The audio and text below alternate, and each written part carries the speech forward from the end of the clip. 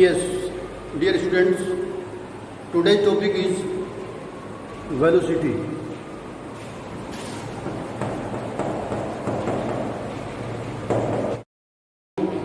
Velocity एक vector quantity है जिसमें मैग्नीट्यूड के साथ साथ हमें डायरेक्शन भी बतानी होती है। अगर डायरेक्शन चेंज हो गई तो भले ही मैग्नीट्यूड चेंज ना हुआ हो, हम कहेंगे वेलोसिटी चेंज हो गई। जैसे मान लीजिए कोई मोटी सर्कुलर पाथ पर घूम रही है, 40 की स्पीड से घूम रही है। 40 की मैं स्पीड बोल रहा हूँ, यानी स्केलर क्वांटिटी बोल रहा हूँ। और अगर मैं वेलोसिटी कहूँगा तो किस पॉइंट पे कह रहा हूँ ये ध्यान करना पड़ेगा। अगर इस पॉइंट पर मैं 40 की वेलोसिटी कह रहा हूँ तो फिर डायरेक्शन मुझे ये बतानी पड़ेगी, क्योंकि किसी भी सर्कुलर पाथ पे मोशन की डायरेक्शन टेंजेंट की डायरेक्शन होती है। तो यहाँ पे एक पॉइंट पे स्पीड कहा जाएगा, 40 वेलोसिटी कही जाएगी 40 मीटर पर सेकेंड अलॉन्ग दिस डायरेक्शन। अगर यहाँ कहा जाए तो ये अगर मैग्नीट्यूड चेंज ना हुआ हो तो बी पॉइंट पे कहा जाएगा 40 मीटर पर सेकेंड की वेलोसिटी है अलॉन्ग दिस डायरेक्शन। तो भले ही मैग्नीट्यूड चेंज ना हुआ हो, हमें कहना पड़ेगा कि वेलोसिटी चेंज हो गई है। दूसरे, स्पीड कांस्टेंट कहेंगे, क्योंकि स्पीड स्केलर क्वांटिटी है तो उसमें मैग्नीट्यूड की जरूरत है केवल डायरेक्शन की नहीं। तो स्पीड यहाँ भी 40 कहेंगे, यहाँ भी 40 कहेंगे, लेकिन वेलोसिटी 40 के साथ साथ डायरेक्शन बतानी पड़ेगी, कहना पड़ेगा कि वेलोसिटी चेंज होगी। अब वेलोसिटी चेंज करने के लिए फोर्स चाहिए, तो निश्चित रूप से भले ही इसकी स्पीड यूनिफॉर्म है, लेकिन फिर भी इस पर हम कहेंगे फोर्स लगा हुआ है। कई बार हम कन्फ्यूजन में आ जाते हैं कि स्पीड कांस्टेंट है तो फोर्स जीरो। वो स्ट्रेट लाइन की बात थी। स्ट्रेट लाइन में डिस्टेंस और डिस्प्लेसमेंट सेम थे और स्पीड और वेलोसिटी सेम हो जाती है, इक्वल हो जाती है। तो यहाँ ये डायरेक्शन चेंज होती है, हम कहेंगे वेलोसिटी चेंज होती है। तो जिस तरह से हम स्पीड को change in distance upon change in time ये बोलते थे, यहाँ पे वेलोसिटी को बोलेंगे चेंज इन डिस्प्लेसमेंट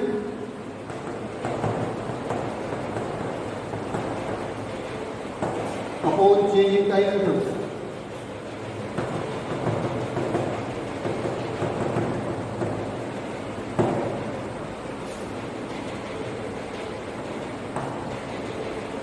वहाँ पे यहाँ पे स्पीड के केस में डिस्टेंस आता है, ये सेम था। चलिए, यानी अगर डिस्प्लेसमेंट डेल्टा एक्स है, टाइम डेल्टा टी है, तो वेलोसिटी का फॉर्मूला आ गया है यूनिट स्पीड मीटर पर सेकेंड।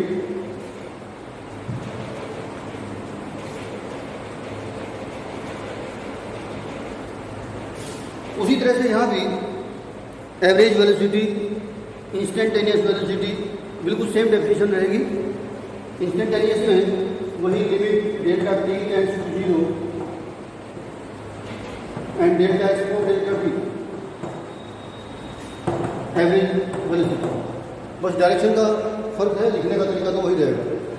उसी तरह से इसको भी डी एक्स को डी टी कह सकते हैं। तो इंस्टेंटेनियस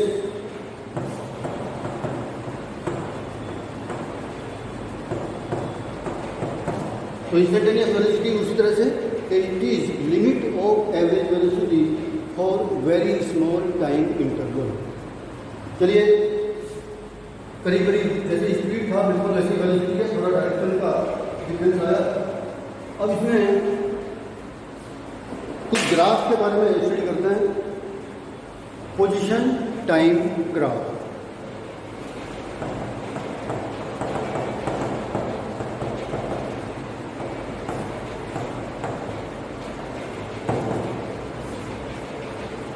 किसी बॉडी की डिफरेंट टाइम पे क्या क्या पोजीशन थी, किस लोकेशन पे वो था, तो वो लोकेशन और उसके टाइम ये नोट करते हैं, उनके बीच में ग्राफ खींचते हैं। तो मान लीजिए पोजीशन और ये चलिए टाइम ले लेते हैं सेकंड में और पोजीशन को एक्स ले लेते हैं मीटर में, और कुछ अपनी रीडिंग लेते हैं कि जीरो टाइम पे मान लीजिए जीरो था,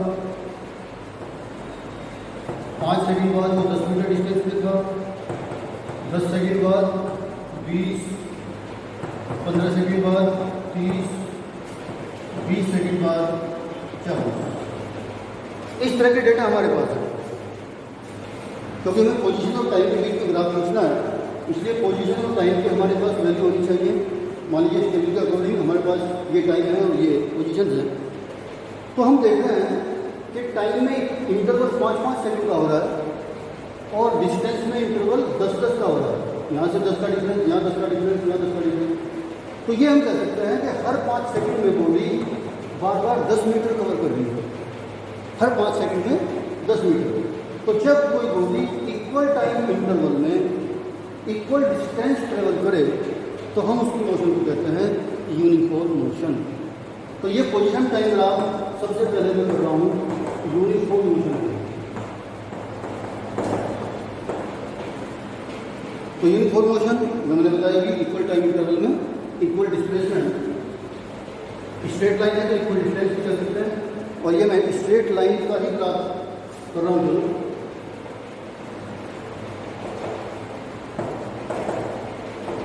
तो अगर मैं यहाँ पोजीशन और टाइम के बीच में ग्राफ खींचता हूँ, टाइम मैं यहाँ देता हूँ,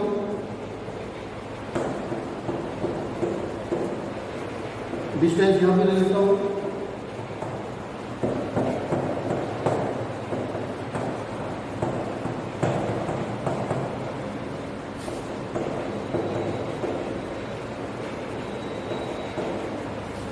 तो 5 0 पे 0 था, ये टेबल दोबारा बनाता हूँ।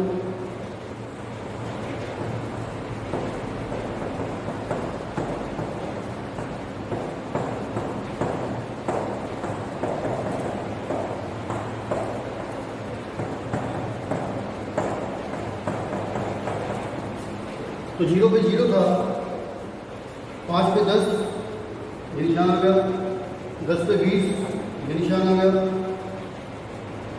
15 पे 30 ये निशान, 20 पे 40 ये।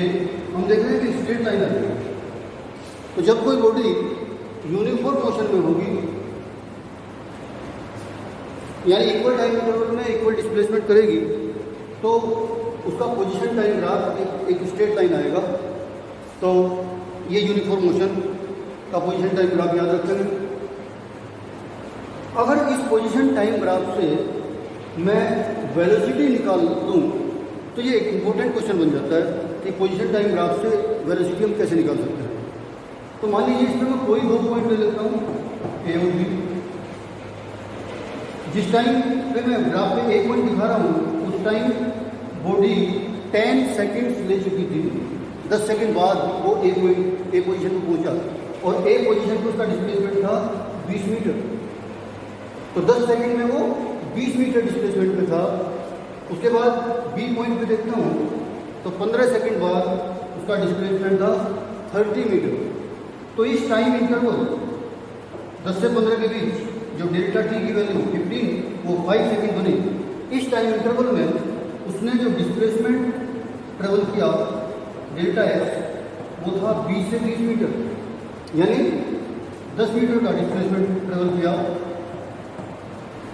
और वेलोसिटी की डेफिनेशन मैंने क्या मतलब की है, change in displacement upon change in time, delta x upon delta T. तो अगर मैं यहाँ delta x upon delta T करता हूँ तो ट्रिग्नोमेट्री के हिसाब से देखता हूँ ये परपेंडिकुलर अपॉन बेस बनता है इस ट्राइंगल में। ये पॉइंट अगर मैं सी ले देता हूँ, इसी ग्राफ से हो रहा है सर। तो इसी ग्राफ से किन्हीं 2 ग्राफ के पॉइंट्स के लिए हमने चेंज इन डिस्प्लेसमेंट और चेंज इन टाइम इंटरवल निकाल लिया, और जब इनका रेशियो देखेंगे तो ये तो वेलोसिटी निकल के आएगा। और यहाँ से ट्रिग्नोमेट्री के हिसाब से देखें तो इस एंगल का tan बन के आ रहा है, tan थीटा। तो ग्राफ के हिसाब से हम कह रहे हैं tan थीटा की वैल्यू आई, और अब तक की जो हमारी स्टडी थी उसके हिसाब से कहते हैं हम वेलोसिटी निकल के आई। इस tan थीटा को बोलते हैं हम ग्राफ का स्लोप, पोजीशन टाइम ग्राफ का स्लोप बोलते हैं tan थीटा को, और b हमारा है वेलोसिटी। तो यहाँ से नई बात निकल के आती है कि पोजीशन टाइम ग्राफ के स्लोप से हम वेलोसिटी निकाल सकते हैं, या ये कह दीजिए कि पोजीशन टाइम ग्राफ का स्लोप वेलोसिटी प्रोवाइड करता है, वेलोसिटी देता है। ठीक है, बहुत ही इंपॉर्टेंट बात है, एग्जाम में बहुत पूछा जाता है, तैयार रखिएगा। सेकंड ले लेते हैं कि जब बॉडी रेस्ट में है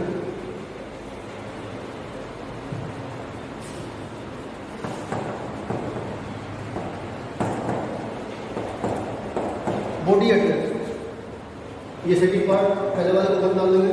ये सेकंड है जब बॉडी एट रेस्ट हो।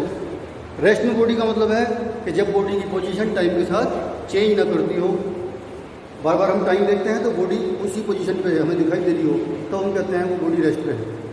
यानी अगर उसमें हम टेबल बनाए टाइम सेकंड में, डिस्प्लेसमेंट मीटर में, तो 0, 5, 10, 15, 20, 25, अगर वो बॉडी हमसे 10 मीटर दूर है तो टाइम भले ही चेंज होता रहो लेकिन उसकी पोजीशन चेंज नहीं हो रही है। ऐसे में उसका ग्राफ इस तरह से आएगा।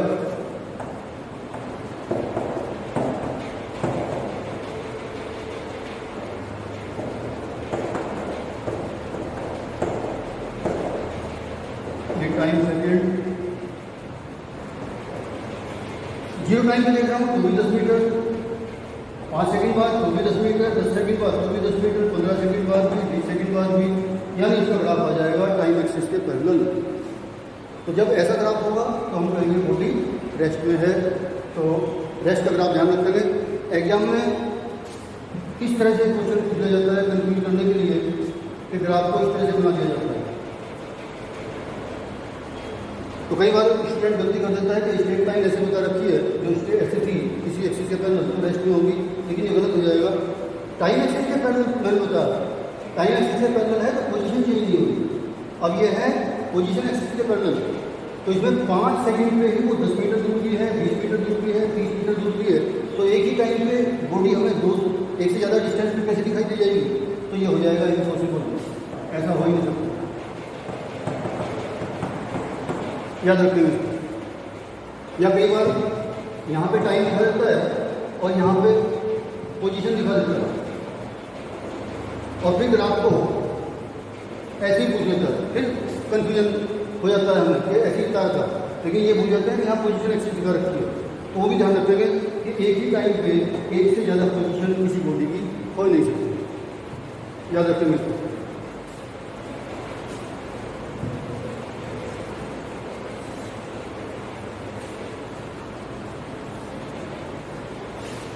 थर्ड लगते हैं non uniform motion.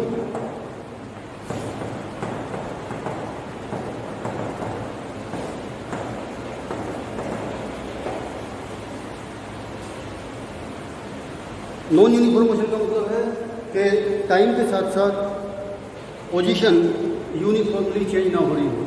Equal time interval में बॉडी या तो अनइक्वल डिस्प्लेसमेंट कर रही हो या अनइक्वल टाइम में इक्वल डिस्प्लेसमेंट कर रही हो। यानी एक चीज वेरी कर रही हो या तो टाइम या डिस्प्लेसमेंट या दोनों।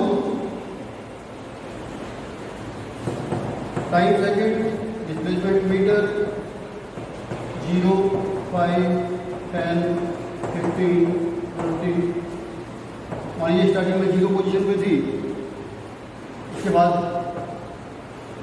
पहले 5 सेकंड में 10 मीटर चली, अगले 5 सेकंड में हो सकता है वो 20 मीटर चल रही हो, अगले 5 सेकंड में हो सकता है वो 30 मीटर चल रही हो, अगले 5 सेकंड में हो सकता है वो 40 मीटर चली हो। पहले 5 सेकंड में 10 मीटर, अगले में 20 मीटर चली, 10 मीटर पहले से थे तो 30 मीटर हो गए। उसी तरह से 30 मीटर और चली तो 30 पहले 20 और चले, 60 मीटर हो गए। तो इसका ग्राफ किस तरह से आएगा? इधर टाइम, इधर डिस्प्लेसमेंट,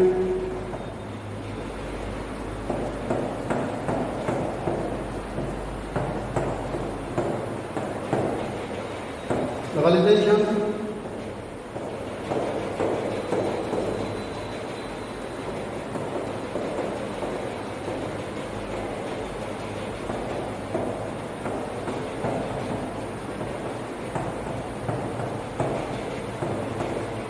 देखिए 0 पे 0, 5 पे 10, 10 पे 30, 15 पे 60 और 20 पे 100। तो यहाँ तो ग्राफ इस तरह से स्ट्रेट लाइन नहीं है, ऊपर की ओर बढ़ता जा रहा है। चलिए आज के लिए इतना ही करता हूँ। Thank you very much.